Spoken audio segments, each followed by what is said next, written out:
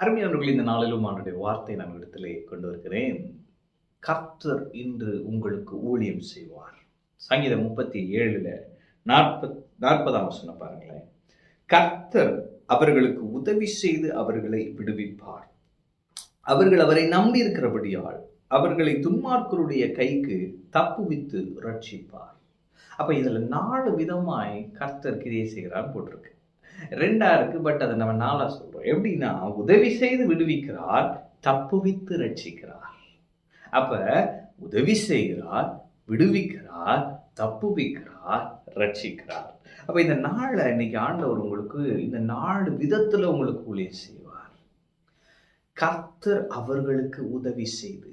அப்ப இன்னைக்கு உங்களுக்கு தேவையான உதவி, உங்களுக்கு தேவையான ஒத்தாசை கர்த்தர் இன்று உங்களுக்கு அருளுவார்.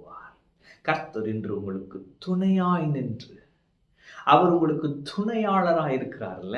அப்ப இன்னைக்கு ஆண்டவர் சொல்றாரு, உன்னுடைய ஒத்தாசை என்னிடத்தில் வருகிறது, நான் உனக்கு உதவி செய்வேன் என்று சொல்லுகிறார். கர்த்தரிடத்திலிருந்து ஒத்தாசை இன்று உங்களிடத்திலே வருகிறது. ஆமென்.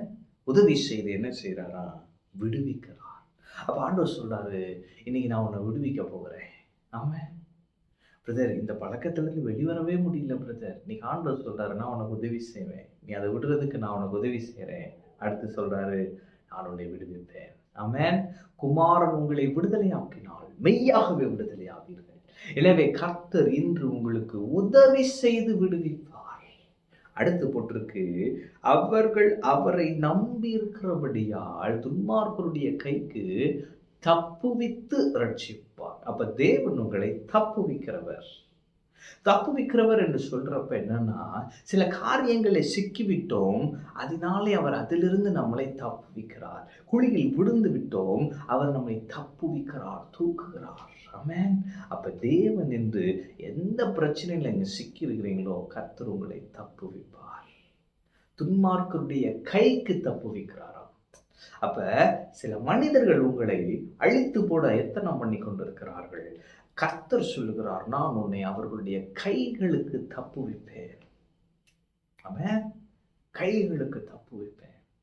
சிலர் உங்களுக்கு விரோதமாய் கிரியை செய்து கொண்டிருக்கிறார்கள். நல்ல தெரியுது அவன் தான் அப்படின்னு. ஆனா ஆண்டவர் சொல்றாரு, நான் உன்னை தப்புவிக்கிறேன்.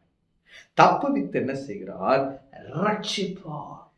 அப்ப கர்த்தர் என்று உங்களை ரட்சிக்கிறவராய், ரட்சகராய், ஏதோ பாவத்திலிருந்து மட்டும் உங்களை ரட்சிக்கிறவர் அல்ல, வியாதியிலிருந்து ரட்சிக்கிறவர், தரித்திரத்திலிருந்து உங்களை ரட்சிக்கிறவர், நீங்க எந்த பிரச்சனைகள் அகப்பட்டுக்கிட்டு இருக்கிறீர்களோ அதிலிருந்து உங்களை ரட்சிக்கிறவர். எப்பேற்பட்ட பிரச்சனைகள் நீங்கள் இருந்தாலும், எனக்கு இதுக்கு முடிவே இல்லை, எனக்கு விடுதலையே இல்லைன்னு ஆண்டவர் சொல்றார், நான் இன்று ரட்சகராய் உன் வாழ்க்கையில வெளிப்பட்டு உன்னை ரட்சிப்பேன் என்று சொல்லுகிறார். ஆமென். அப்ப இன்னைக்கு நீங்க அவரை நம்பி இருக்கிறபடியால் தேவன் உங்களுக்கு உதவி செய்து உங்களை விடுவிப்பார், தப்புவித்து உங்களை ரட்சிப்பார்.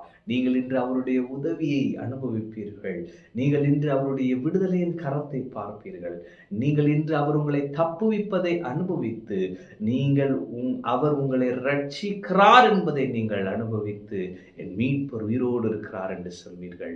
கர்த்தர் என்று ஆச்சரியமாய் உங்களை வழி நடத்துவார். தேவன் என்று வல்லமையாய் உங்களுக்கு ஊழியம் செய்வார். அவருடைய ஊழியத்தை இன்று பெற்று நீங்கள் அவருக்கு எவ்வளவு வெளியேற பெற்றவர்களாக இருக்கிறீர்கள் என்பதை இன்று அனுபவித்து கர்த்தர் நல்லவர் என்று சொல்வீர்கள். ஆமென். கர்த்தர் உங்களோடு இருக்கிறார். கர்த்தர் உங்களை ஆசீர்வதிப்பார்.